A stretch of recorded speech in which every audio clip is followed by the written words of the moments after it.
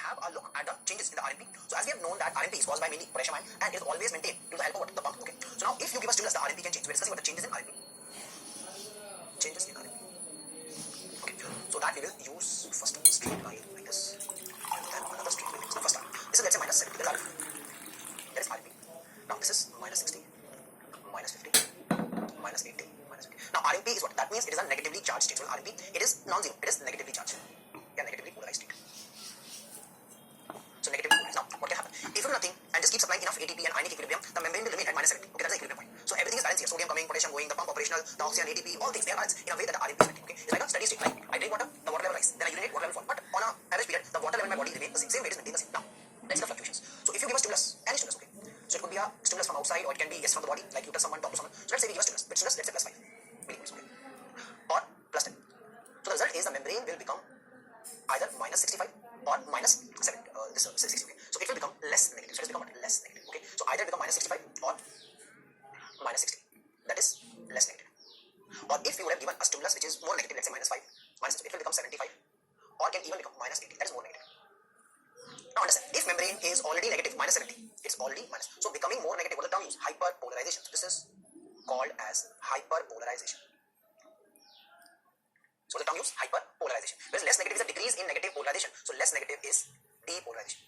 So I hope now it's clear. So D and hyper is with respect to RNP. Like isotonic hyper is with respect to what? The osmolality of plasma. Same way that D and hyper are not zero. Misconception. They are misconception that zero above and below D. No. It is with respect to the RNP. So if you are going away from RNP, that is it's minus 70. So you can either go in this direction or that. So if you're becoming more and more negative, that is you are becoming very very negative is hyper. Less negative or zero, that is called as D. Okay? So that is the case. Zero is a non-polarized state. So zero will be non-polar. Non-polar. So that is why it is a decrease in negative polarization. Depolarization. Now.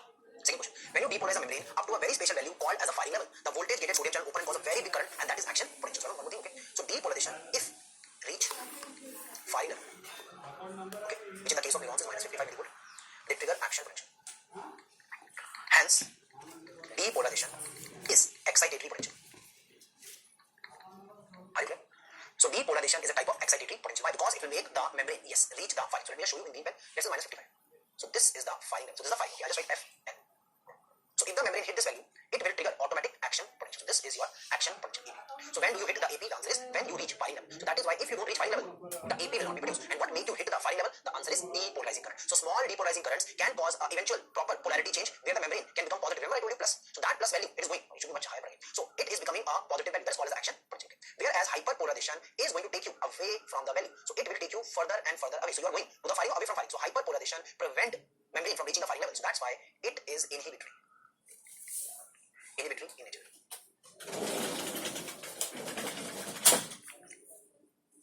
Sorry, so it is what in nature? It is inhibitory in nature. So it is inhibitory in nature. Fine. So let's start the discussion. So that is one thing is clear. So it is inhibitory. Okay. So what is the story? Story is membrane is at RNP. So either it can become more negative or it can become less negative. If it become more, that is hyper. If it become less, it is D. And D can create the AP and hyper inhibitory as it prevent AP genesis. So now let's start. What is the concept? Depolarization at synapse by neurotransmitter release is EPSP. That is excitatory post-synaptic potential. Are you clear? Post-synaptic. Okay. Whereas if you hyperpolarize at synapse, it would be called as IPSP. That is inhibitory post-synaptic potential. So either it is inhibitory or it is excitatory. So two kind of changes, inhibitory and excitatory are there. So question is, what are two changes? Either you can excite the membrane or you can inhibit the membrane. Okay. Now question is, how do you get this inhibitory or excitatory potential? So let's start now. Okay. So remember, neurotransmitters produce EPSP, IPSP by opening, sometimes close also, by opening ion channels. Okay, at synapse. Okay, yeah. And when you open the ion channel, it causes increased conductance because now it can flow, and thereby decrease resistance because they are the reverse, and obviously increase current flow. And the word we use, the symbol is I. Like example, I sodium, I potassium. So I is current. Okay. So therefore, how do you increase the current? The answer is by opening the ion channel. Okay. So now let's see the mechanism. So we're discussing what the various different ion channels. Okay. So start with first is open sodium channels. So if you open sodium channel, obviously sodium will rush inside. So sodium entry.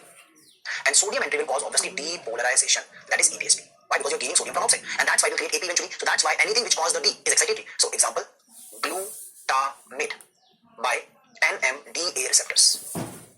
Cause what? It causes sodium channel opening and create our EPSP. So that means glutamate is inhibitory excitatory. So that is why it is the main excitatory neurotransmitter in. So it is the main excitatory neurotransmitter in which area, which place? So it is the main excitatory neurotransmitter in CNS. Which one? The glutamate. Which one? The glutamate is the main excitatory neurotransmitter. Are you clear now? So glutamate. Okay. Now, how does glutamate act? This is obviously opening the sodium channel. So that is if you block the sodium channel, the glutamate will not be able to work, and that is why drugs which can block this, like felbamate, okay, clear, or ketamine, they are basically blocking the NMDA or glutamate receptors. Okay, clear? Fine. Then number 2, open calcium channels. So again, that will cause what? Calcium influx, and then again lead to depolarization and EPSP and EPSP. Are you clear? So it will lead to EPSP in this particular case. Next is, we'll start. Okay. So sodium example is substance P. Now, substance P is a group of, you can say, neurotransmitters or other neuropeptides, okay, clear? And they are causing multiple effects. Like they can cause pain also, even they are involving vomiting, peristalsis, so many effects. Okay? So substance P basically causes pain. How? It stimulate by opening calcium. So it stimulate, that is make APs. So stimulate, okay, and thereby make APs, okay. So stimulate SG cells, which are they? Substantia gelatinosa, okay, clear? And what happens? And now they will make more APs. So better I will write it here. And now they will make increase APs. So SG cells are now excited and they start making more and more APs. Now, if they make more and more APs, what is the result? Obviously, the result is what? It causes, it causes the pain pathway to excite the brain. And what is the SG cell? Basically, they give rise to pain pathway. So, pain pathway, that is the spinothalamic tract, okay? So, the spinothalamic tract, what are the neurons? They are the, substantia gelatinosa cells, okay? So, they are in the spinal cord dorsal one and they give their axons as the pain pathway, okay? So, therefore, what happens? It causes increased pain sensation. So that is how you feel the pain. Okay. So the mechanism of pain, there is algia. So algia or pain is caused by this particular mechanism. Okay. That is injury. Okay. So when there is an injury will release substance P. Substance P will then stimulate the SG cells in the spinal cord, and they will then open the calcium channel. Calcium channel will then cause depolarization, and depolarization will then cause increased apigenesis. These APs will travel along the pain pathway to the cortex, and that causes the pain sensation. Okay. So that is how you feel the pain. Okay. Number 3, open potassium channels. Okay. Now if you open potassium channels, so what is the obvious effect? Potassium will go out. That will, okay. So increase potassium efflux. Okay. Now, as potassium goes out, the membrane will become negative. So, it will cause what? Hyperpolarization. Or that will be IPSP. Okay. That causes IPSP. Are you clear? So, that causes IPSP. Okay. So, is it clear? So, that causes the IPSP. Okay. Example, opioids. Like morphine. Okay. So, opioids are basically what? They will inhibit, because they are causing hyper. So, they inhibit SG cells via hyperpolarization. Okay. Via mu opioid receptor. Now, obviously, if they inhibit the SG cell, it causes what? It will inhibit the pain pathway, and that causes loss of pain sensation. That is analgesia. So how opioids produce analgesia? Very simple. If I were to make in a diagram form, let's say this is the SG cell, okay, and this is giving the axon output. So this is the pain pathway, and this is the SG cell, okay. Now this SG cell will give the pathway which is going up, ascending pathway called the spinothalamic tract, okay, STT, spinothalamic tract. Now it has basically 2 main receptors which I discussed. One is this one, which is substance P, which bind and open calcium channel and cause the EPSP.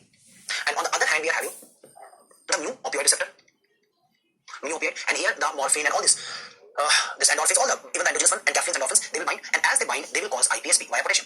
So now, ultimately, it depends on what is a bigger current. If EPSPs are more because of severe injury, yes, the opioids will not be very successful in suppressing the pain. But if there is a very great amount of, you can say, opioids given, okay, high dose, are very potent ones, they will create lots of IPSP, and they will shut down the AP. So ultimately, whether pain is reduced or completely gone, what is it dependent on? So it is dependent on the, amount and the potency of this. There is an affinity for the receptor and all these things, okay. Okay. Now, number 4 is the chloride channel. So open chloride channel. Now what happens? When you open the chloride channel, the chloride is going to what? It will come inside, so it will cause a chloride entry, and then make the membrane very negative. That is hyperpolarization. Or IPSP. That means it will inhibit the tissue. So that's why it is inhibitory in nature. Which one? The chloride channel opener. Okay. And example, glycine in spinal cord and GABA in brain. What are they? They are the main inhibitory neurotransmitters. So how to remember? So remember, glutamate is friend of everyone. Glutamate. So that's made drugs. Like example, a drug has name like felbamate. So mate is a drug which acts on the glutamate receptors. So here G is glutamate, and here the G is glycine. And so how to remember? A very simple technique is glycine and GABA. GABA brain. GABA inhibit the brain. Glycine spinal. So glycine act on spinal cord. GABA act on brain. So GABA brain inhibitory. Glycine spinal cord. Okay. Now 2-3 questions. First is GABA inhibit the brain. So GABA must be having receptors. So GABA is basically 2 receptors. Okay. GABA A receptor and GABA B receptor. So GABA A and GABA B. Now both cause hyper, but mechanism is different. What is GABA A? GABA A basically causes what? It open chloride channel, and this one open potassium channel. The result is same. IPSP. But what is the result? Result is these receptors are present not equally. The GABA B receptors are primarily acting on the motor neurons. So what is the example here? Baclofen. So that means baclofen is an excitatory inhibitor. So it is an inhibitor because it is agonist for GABA B receptor. So that's why baclofen will shut down the motor discharge. So that's why it is a centrally acting muscle relaxant. Are you clear? And here the examples, there are so many examples like GABA mimetic drugs, okay, or the drugs which facilitate the GABA. So here example of GABA mimetic or facilitatory. Okay, so GABA facilitatory, okay. So what are these drugs, okay? Example, very famous, the barbiturates or benzodiazepines. So these are the drugs. Now what they do? So therefore these drugs will basically inhibit the central nervous system. And as they inhibit the central system, what they can do? So first they can act as what? So they can be used for which purpose? One is they can use the sedatives. Sedatives, okay? Clear. Then muscle relaxants. Therefore they can use for anesthesia purpose. So that is why we can use these as this, like midazolam, etc. can use as this. So they can be used as anesthetic agents, okay? Anesthesia. Then conversion, okay, or can be again we can use them. So they can be used as anti-epileptics. Why? In epilepsy there is an increased discharge in either one area or multiple areas in the brain. So that's why they're anti-epileptics. Anti-epileptic. So sedatives, muscle laxants, anesthetic agent, and anti-anxiety. So they are doing all the changes by basically suppressing the activity. And the side effect, obviously, side effect overdose. It can cause coma and death, even respiratory depression. Okay. Why? Because the neurons will shut down. So that's why they can do all these changes. So respiratory depression, coma, death. Okay. Fine. So they're making you sleep, unconscious, muscle laxing. So that's why they are all properties of the okay. And they also affect the memory. Like some like fluid it can cause decreased REM sleep, causing you to have this amnesia. Retrograde amnesia can also take place in this case. Okay, you cannot remember what happened in the night. So that's why we use date, rape, drug, flu, nitrazepam. Okay. So are you clear? So these are drugs. Okay. Now to summarize this in a very simple way, understand the brain. You are having two groups of drugs. One are excitatory, which open sodium, calcium, and inhibitory, which open chloride and potassium. So GABA, glycine are inhibitory. Okay. Opioids also inhibitory, and what is excitatory? The sodium or calcium ones. Okay. So that is why if you ask anti-epileptics, one very simple rule to remember is either you will prevent depolarization or you will enhance hyperpolarization. So what is the result is the neurons get stabilized to a great extent. So what do you? Either you prevent the D or you cause enhance. How can you prevent the D? So obviously by blocking sodium or calcium channel. Blocking sodium, calcium channels or NMDA blocker. NMDA receptor block. Negative. Or how do you enhance the hyper? Obviously we open potassium or chloride channels. Okay. And that is the case. Okay. Mainly GABA. So GABA agonist or mimetic. Okay. Clear? So GABA is the main mechanism in this case. Okay. Example you all know very well. Here I already told you barbiturates. Okay. Then which ones? Okay. Which one? Yes. We can use in this case benzodiazepines. Then the vigabatrin. Okay. Then which one? The gabapentin. So remember all these drugs are having GABA in their name. So remember this thing. So they contain GABA in their name. Okay. And one more interesting thing is, in fact, almost all anesthetic agents, okay, which are used for GA, they use the GABA mechanism. Okay. So they use the GABA for their action, except okay. So just write it down. That also okay. Okay. So see, they contain GABA. Okay. In fact, you can write one more thing. All GAs act by GABA. All except ketamine. Okay. Xenon. Even nitric oxide, but again you can skip it because it is not causing anesthesia. It's having a very high MAC. So xenon and ketamine. So remember, xenon and ketamine, they use basically NMDA blockade. NMDA antagonist. So NMDA antagonism is with ketamine and xenon. Okay, and remember one thing you want to remember for your anesthesia, X. And remember, X is always expensive. Remember, so always remember X. So your X was whatever expensive. Okay, clear? iPhone X expensive. So X is expensive. So that is why they are very expensive. So therefore, xenon is one of the most ideal anesthetic agents. But why it is not used much? Because it is expensive. So remember, xenon expensive. Okay. So now come to the questions. All okay, whatever. Okay, like propofol, midazolam, okay, alfentanil, whatever you are taught. Okay, they all act through GABA. So all GA act through GABA. All gases, like which one? This fluids. Okay, isoflurane, sevoflurane. So all this. Okay, plus all the benzodiazepines, all opioids, they act through what? GABA. Okay, so all these gaseous ones. Other gases, except which one? The xenon. They are acting through which one? So they are acting through. So all ether, halothane, isoflurane, all they act through GABA. Okay. Now that is why sometimes when status epilepticus is not being corrected, even after giving almost all possible drugs, like we start with, let's say diazepam or lorazepam, then you give, let's say midazolam IM, even then we give, let's say this phenobarbital, even then the final step is what we use GA. So that's why in case of very you can say resistant status epilepticus, the last resort would be giving general anesthetic agents. Okay, they will shut down the brain. Okay, so that is the case. Okay. Now example here we have phenytoin. Okay, then we have this carbamazepine. So carbamazepine. Okay, ethosuximide is actually acting to this. Okay, so ethosuximide, lamotrigine. So all these use sodium or calcium. So what they use? They use sodium or calcium. Okay. Now one drug is there which can use all. Okay, that is valproate. So valproate has a very special thing. What is that? Valproate is acting on all. So that means it can inhibit sodium calcium channels, and it also open the chloride and potassium channels via GABA and inhibit the NMDA. So that is why valproate is all rounder. So remember, it's an all rounder. So that is why it is drug of choice in most, you can say, epilepsy. So it is a DOC for most epilepsies.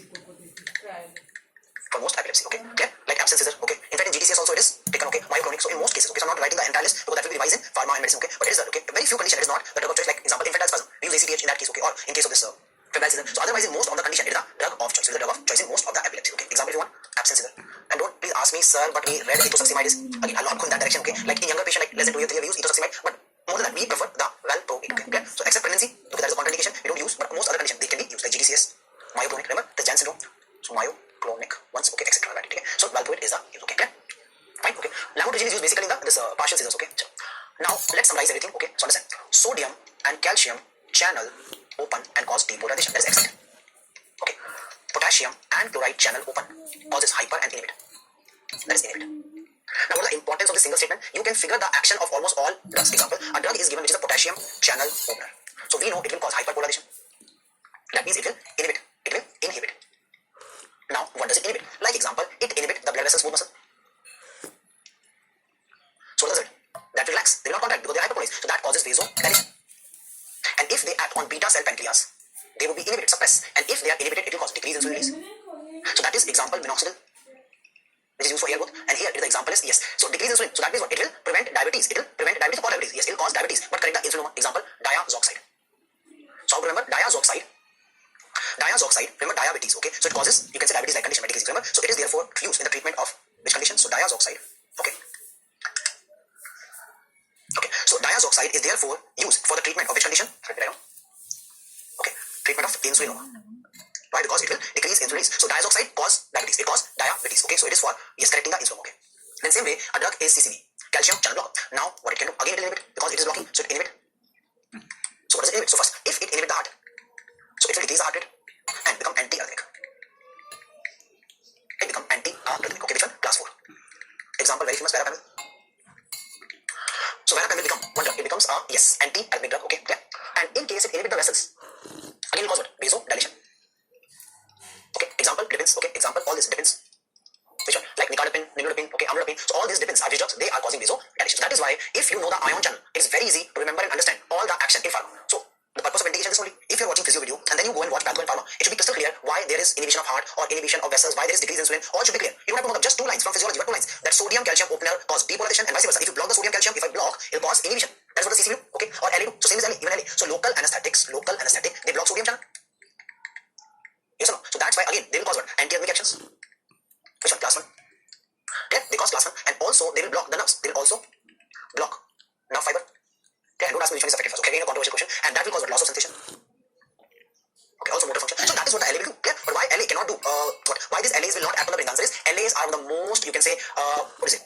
Yes, most, you can say, substance which are not able to cross the blood-brain barrier. Number 2, they are very high first pass metabolism. So that is why they can never reach the brain much. So that is why they are acting as local anesthetics. Okay, whereas phenytoin, valproate, they can cross and reach the brain. So if they reach the brain, they shut down the brain. They act as anti-epileptic. If they cannot reach the brain, they will shut down the nerve fiber in the body. It's peripheral nervous system. So they act as what? Local anesthetic. Okay, so GA are mostly gases. Clear? Or substances which can cross the blood-brain barrier. Okay, so what is G and LA? Very simple. Cross BBB. So they are also blocking sodium channel. They are also blocking sodium. NMDA, ketamine, all this is known. But question is what? Answer is, are they able to cross or not? So they don't cross the blood-brain barrier. Are you clear now? So mostly gases. Example, gases. So gases are one of the highest lipid soluble substances and they can cross and do dissection. So if you are good in this thing, pharma become very easy and you just have to remember the